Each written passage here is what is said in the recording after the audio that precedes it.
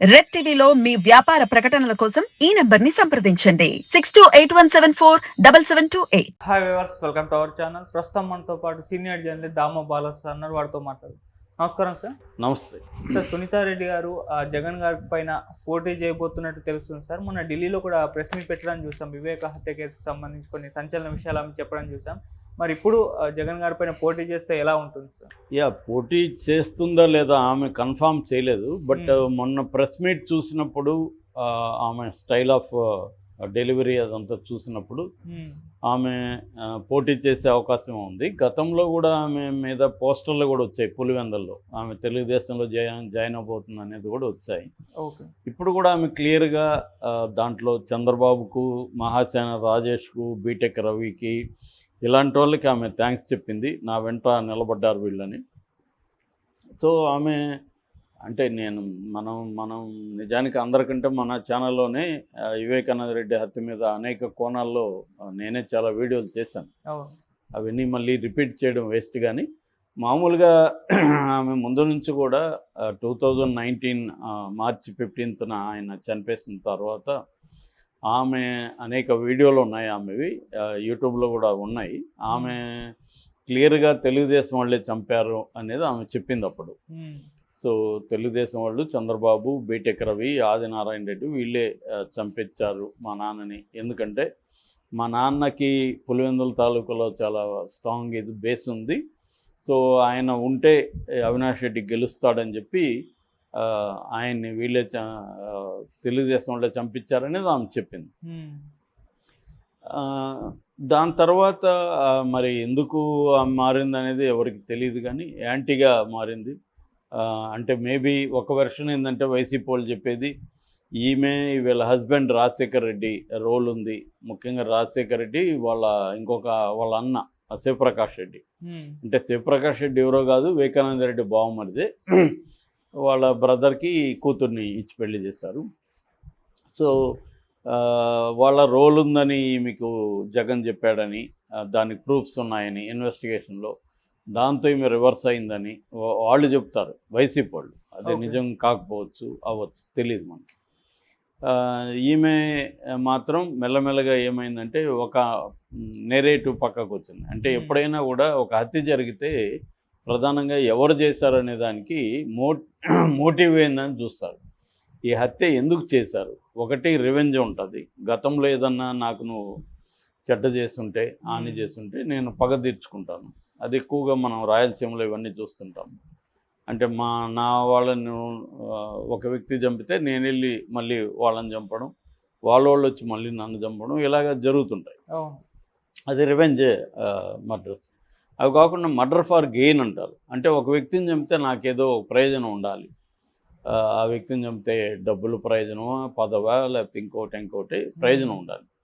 అలాగే దీంట్లో ఆమె ఫస్ట్ తెలుగుదేశం వాళ్ళ మీద ఆరోపించినప్పుడు ఆమె చెప్పింది ఏంటంటే వీళ్ళుంటే అవినాష్ రెడ్డి గెలుస్తాడు, లేదండి వీళ్ళు కానీ లేకపోతే అవినాష్ రెడ్డిని ఓడించవచ్చు అనేది తెలుగుదేశంకి ఉంది. కాబట్టి తెలుగుదేశం మర్డర్ ఫర్ గెయిన్ అనేది చంపించారు అనేది ఆమె ఆరోపించింది. ఆ తర్వాత నిజానికి తను చంపినప్పుడు తెలుగుదేశం ప్రభుత్వం అధికారంలో ఉంది. వాళ్ళు దాన్ని తేల్చి ఉండాలి. అప్పుడే కానీ తేల్చుంటే అసలు ఇంత గోళ రాదు. కానీ అప్పుడు తేల్చలేదు. తేల్చిపోయేసరికి జగన్ దాన్ని తెలివిగా ఏం చేశాడంటే, మా బాబాయ్ని ఈమె కూడా అలా చెప్పడం వల్ల తనకు ఉపయోగపడింది. అది అప్పుడు నారాసుర రక్త చరిత్ర ఇదంతా బుక్ వేసి చంద్రబాబు హత్యా రాజకీయాలకు తెరలేపాడని ఇవన్నీ జనంలోకి తీసుకెళ్ళారు. అది ఎంతో కొంత జగన్కి ఉపయోగపడింది. అప్పుడు ఈమె కానీ అప్పుడే కానీ తెలుగుదేశం వాళ్ళు చంపలేదని చెప్పుంటే జగన్కి ఉపయోగపడేది కాదు. ఆ రకంగా ఈమె కూడా జగన్కి ఉపయోగపడింది, తన చెప్పడం వల్ల కూడా అయింది. మరి ఆ తర్వాత జగన్ ప్రభుత్వం వచ్చింది, జగన్ సిట్ వేశాడు. జగన్ కూడా దాన్ని తేల్చి ఓపెన్గా బయట పెట్టేసి ఉంటే ఈ ప్రాబ్లమ్స్ ఉండదు. అది జగన్ చేయలేదు. దాంతో ఈమె పోలీసుల మీద నమ్మకం లేదని ఈమె సిబిఐకి అడిగింది. సిబిఐ ఇచ్చారు. తర్వాత కోర్టు కూడా ఆంధ్రప్రదేశ్లో ఉంటే మాకు న్యాయం జరగదంటే హైదరాబాద్కి మార్చారు. దాని తర్వాత ఈమె రివర్స్ అయింది, యూటర్న్ అయింది. దాంతో పెద్ద మన లాయర్లని పెట్టుకోనింది. ఇప్పుడు తెలుగుదేశానికి చంద్రబాబుకి ఉన్న లోద్రా, సిద్ధార్థ లోద్రా ఈమెకు కూడా మెయిన్ అడ్వకేట్. ఓకే. సో ఆయన గంటకే ₹1,00,00,000 వరకు తీసుకుంటాడు అంటారు. మరి ఆయనని ఈమె ఎంగేజ్ చేసుకొని అనేక సార్లు కోర్టుకి అపియర్ అయితే అన్ని కోట్లు ఈమె దగ్గర ఎక్కడుంది అనేది ఒక జనాలకి డౌట్. అందుకని ఈ వెనక చంద్రబాబు ఉన్నాడు అనేది వైసీపీ ఆరోపిస్తుంది. రఘురామ కృష్ణంరాజే దీన్నంతా కూడా మానిటర్ చేస్తూ ఉన్నాడు అనేది కూడా అంటున్నారు. లాయర్ కూడా చంద్రబాబు లాయర్ కాబట్టి అందరూ కూడా ఆ యాంగిల్లో నుంచే ఉన్నారు. మొన్న ఆమె ఢిల్లీలో ఓపెన్గానే చంద్రబాబు థ్యాంక్స్ చెప్పడం వల్ల ఖచ్చితంగా చంద్రబాబు ఉండే అవకాశం ఉంది. ఎందుకంటే రాజకీయాల్లో ఏ సంఘటన ఉపయోగపడినా, ఏ వ్యక్తి పడినా వాళ్ళని ఉపయోగించుకోవడం అనేది చంద్రబాబు అయినా చేస్తాడు, జగన్ అయినా చేస్తాడు, పవన్ కళ్యాణ్ అయినా చేస్తాడు, ఎవడైనా ఎనీ రాజకీయ పార్టీలు చేస్తాయి. అలాగే ఇప్పుడు ఆమె జగన్కి యాంటీగా మాట్లాడుతుంది కాబట్టి ఆ కుటుంబంలో ఆల్రెడీ షర్మిల బయటకు వచ్చింది, ఈమె కూడా వస్తే జగన్ని మనం వ్యక్తిగతంగా దెబ్బతీయచ్చు అనేది చంద్రబాబు వ్యూహం వేసి ఉండొచ్చు. ఆ రకంగా సపోర్ట్ చేసి ఉండొచ్చు, దాంట్లో ఏం తప్పు లేదు. సో ఆ రకంగా ఈమె ముందు నుంచి కూడా జగన్కి యాంటీగా ఉంది, చాలా స్ట్రాంగ్గా ఫైట్ చేస్తుంది. దాంట్లో ఇప్పటి వరకు 8 మంది అక్యూజ్డ్ని ఫస్ట్ ఏమో రామ్ సింగ్ ఐఓగా ఉన్నాడు, ఇన్వెస్టిగేటింగ్ ఆఫీసరు. ఆ రామ్ సింగ్ చాలామందిని ముద్దాయిల్ని కొట్టాడని, అతను అప్రూవర్గా మారమని హింస పెట్టాడని. నెంబర్ 1గా ఉన్న Erragangireddy accused number 1, accused number 2గా ఉన్న సునీల్ యాదవ్, 3గా ఉన్న ఉమాశంకర్ రెడ్డి, 4గా ఉన్న దేవిరెడ్డి శివశంకర్ రెడ్డి. వీళ్ళు ఈ నలుగురు 4 వచ్చి ఈయన దస్తగిరి 4, 5 వచ్చి దేవిరెడ్డి శివశంకర్ రెడ్డి. వీళ్ళందరూ కూడా రామ్ సింగ్ మీద కంప్లైంట్ చేశారు. సునీల్ యాదవ్ అయితే కోర్టుకు వెళ్ళాడు. తర్వాత వీళ్ళ అక్యూజ్డ్ కాని సాక్షులుగా ఉన్న ఇద్దరు, రామయ్య, వాచ్మెన్ రామయ్య కూడా నన్ను కొట్టారు, గుజరాత్ బీహారు తెలియదు నాకు, తీసుకెళ్ళి పెట్టుకొని కొట్టారు అని చెప్పాడు. ఎంవి కృష్ణారెడ్డి ఆయన పిఏ, వివేకానంద రెడ్డి పిఏ, ఆయన రామ్ సింగ్ నన్ను నా కొడుకు ముందే కొట్టాడని ఆయన ఆరోపించాడు. ఢిల్లీలో 1 మంత్ పెట్టుకొని నన్ను టార్చర్ చేశారు అని ఆయన కూడా కోర్టుకు కూడా వేశాడు. ఇక నెంబర్ 5గా ఉన్న దేవిరెడ్డి శివశంకర్ రెడ్డి కూడా సుప్రీంకోర్టులో పిటిషన్ వేశారు. ఆయన భార్య తులసమ్మ వేసింది. 6 ఉమాశంకర్ రెడ్డి, 7 ఏమో వైఎస్ భాస్కర్ రెడ్డి, 8 ఏమో అవినాష్ రెడ్డి. అయితే ఇది గత ఏప్రిల్ ఎండ్కే ముగించమని సుప్రీంకోర్టు చెప్పింది. వీళ్ళు మళ్ళీ జూన్కి అడిగారు. ఈ జూన్ అయిపోయింది, ఇప్పుడు మార్చి వచ్చేస్తూ ఉంది. మార్చి మళ్ళీ ఇది జూన్ వస్తుంది 4 రోజులు పోతే. సో ఇది మళ్ళీ లాగుతుంది. మళ్ళీ ఏమో సుప్రీంకోర్టు ప్రశ్నించలేదు సిబిఐని. మేము చెప్పాం కదా జూన్ ఎండ్ లోపల ఏమైందని అడగలేదు. వీళ్ళు ఇంకా ఛార్జ్షీట్ల మీద ఛార్జ్షీట్లు వేసుకోవడం, అనుబంధ ఛార్జ్షీట్లు వేసుకోవడం, తేల్చకుండా ఉండడం అనేది జరుగుతుంది. మరి ఇది వాంటెడ్లీగా జగన్కి మేలు చేయడం కోసం బీజేపీ చేస్తుందా అనేది తెలియదు. సో ఈ కాంటెక్స్లో ఆమె ఢిల్లీలో సమావేశం పెట్టి ఓపెన్గా ఫస్ట్ టైము, ఇప్పటివరకు ఆమె రాజకీయాలు మాట్లాడలేదు, ఏ రాజకీయ పార్టీకి సపోర్ట్ చేయలేదు, ఏ రాజకీయ పార్టీని వ్యతిరేకించలేదు. ఇదంతా కూడా అవినాష్ రెడ్డి వర్గమే చేసింది అనేది ఆమె ఆరోపణ.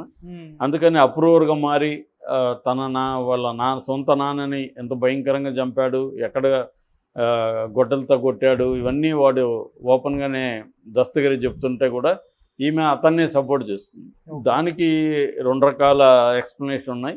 ఒకటి ఏంటంటే మెయిన్ కల్ప్రిట్ దస్తగిరి కాదు, దస్తగిరి అనేవాడు ఒక కిరాయి రౌడీ, చేయించినవాడు ఇంపార్టెంట్ కానీ చేసినవాడు కాదు. వీళ్ళు టూల్ లాంటి వాళ్ళు కాబట్టి ఇతని ద్వారా చేయించిన వాళ్ళు పట్టుకోవాలి కాబట్టి ఇతనికి సపోర్ట్ చేస్తున్నాను అనేది ఒక వెర్షన్, దాంట్లో తప్పేం లేదు.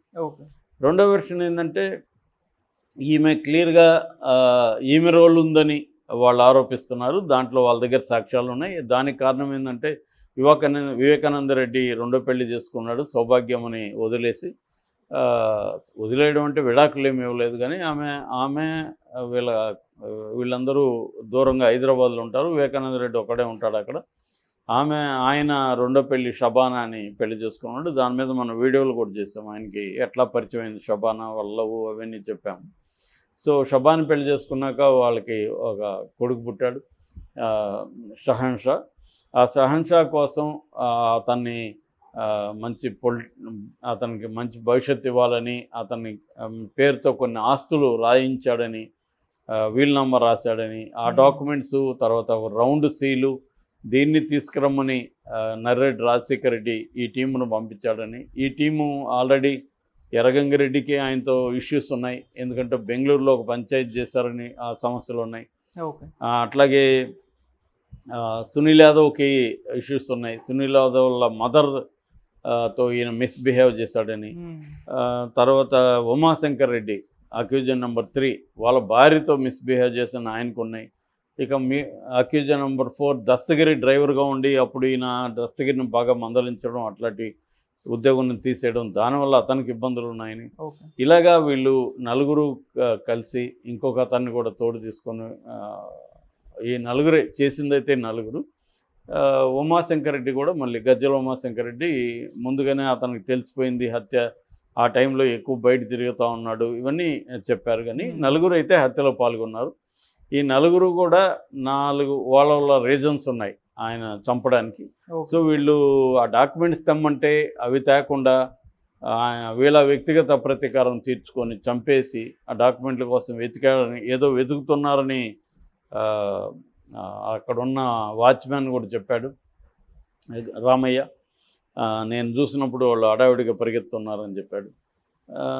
సో ఈ అందువల్లే ఈమె లెటర్ దొరికినా కూడా ఆయన వివేకానంద రెడ్డి స్వహస్తాలతో రాసిన లెటర్ దొరికింది. ఆ లెటర్ దొరికిన ఎంఈ కృష్ణారెడ్డి రాజశేఖర రెడ్డికి ఫోన్ చేసినప్పుడు ఆ లెటర్ని మేము వచ్చేవరకు ఆపండి, పోలీసులకు ఇవ్వద్దని క్లియర్గా చెప్పారు. వాళ్ళు వచ్చేవరకు లెటర్ కానీ సెల్ ఫోన్ కానీ ఎందుకు పోలీసులకు ఇవ్వలేదు. అట్లాగే ఈయన ఆ శవాన్ని అంతా కూడా వీడియో తీశాడు, ఫోటోలు తీసి వాళ్ళకి పంపించాడు. క్లియర్గా ఇది హత్య అని తెలుస్తుంది, బ్లడ్ ఇదంతా. వీళ్ళు కూడా డౌట్ ఎక్స్ప్రెస్ చేశారు. అప్పుడు ఎందుకు కూతురు కానీ అల్లుడు కానీ పోలీసులకు ఫోన్ చేసి ఇది హత్య అనే డౌట్ వస్తుంది, ఫోటోలు మీరు కూడా చూడండి, ఈ యాంగిల్లో కూడా విచారించండి అని పోలీసులకు ఎందుకు చెప్పలేదు, ఈ లెటర్ కూడా అప్పుడే ఎందుకు హ్యాండ్ ఓవర్ చేయలేదు, ఇవన్నీ ఆమె మీద కూడా డౌట్లు ఉన్నాయి. ఓకే. సో వీటి నుంచే ఆమె బయటపడడం కోసం మరి జగన్ మీద పెడుతుందా అనేది క్లియర్గా తెలీదు. ఏదేమైనా త్వరగా అయితే తేల్చాలి, త్వరగా తేల్చట్లేదు. సో ఇప్పుడు ఆమె జగన్కి ఓటేయద్దండి, వైసీపీని ఓడించానని ఒక పొలిటికల్ పిలుపు అయితే ఇచ్చింది, ఇప్పటివరకు ఇవ్వలేదు. ఆమె ఎందుకు ఇచ్చింది, కోర్టులో న్యాయం జరగలేదు కాబట్టి జగన్ ఓడించమని చెప్తుందా, జగన్ చేశాడని కూడా ఆమె ఆరోపించలేదు, డైరెక్ట్గా ఓపెన్గా చెప్పలేదు. అట్లాగే ఇది లేట్ అవడానికి ప్రధాన కారణం సిబిఐ ఎవరు కంట్రోల్లో ఉంటుంది, బీజేపీ కంట్రోల్లో. మరి బీజేపీని ఎందుకు ఆమె నిందించట్లేదు, బీజేపీని ఎందుకు డిమాండ్ చేయట్లేదు అనేది కూడా తెలియదు. సో ఏదేమైనా ఆమె క్లియర్గా అయితే తెలుగుదేశం సపోర్ట్తో జగన్ మీద పోటీ చేయబోతుంది అనేది కనిపిస్తుంది. మరి అదే జరిగితే ఖచ్చితంగా జగన్కి కొంత ఇబ్బంది. కాకపోతే వివేకానంద రెడ్డి హత్యని చూసి రాష్ట్రంలో ఇవాళ జగన్ ఓడిచ్చే పరిస్థితి ఉందా, అది ఎప్పుడో 5 ఏళ్ళు అయింది. ఆల్రెడీ రకరకాల అభిప్రాయాలు ఉన్నాయి. ఆల్రెడీ జగనే జయించాడని నమ్మేవాడు నమ్ముతుంటాడు, తెలుగుదేశం అండ్ జనసేన ఈ బ్యాచ్. జగన్కి సంబంధం లేదు, ఇది వీళ్ళనామా వల్ల వీళ్ళే చేశారని నమ్మేవాళ్ళు నమ్ముతుంటారు.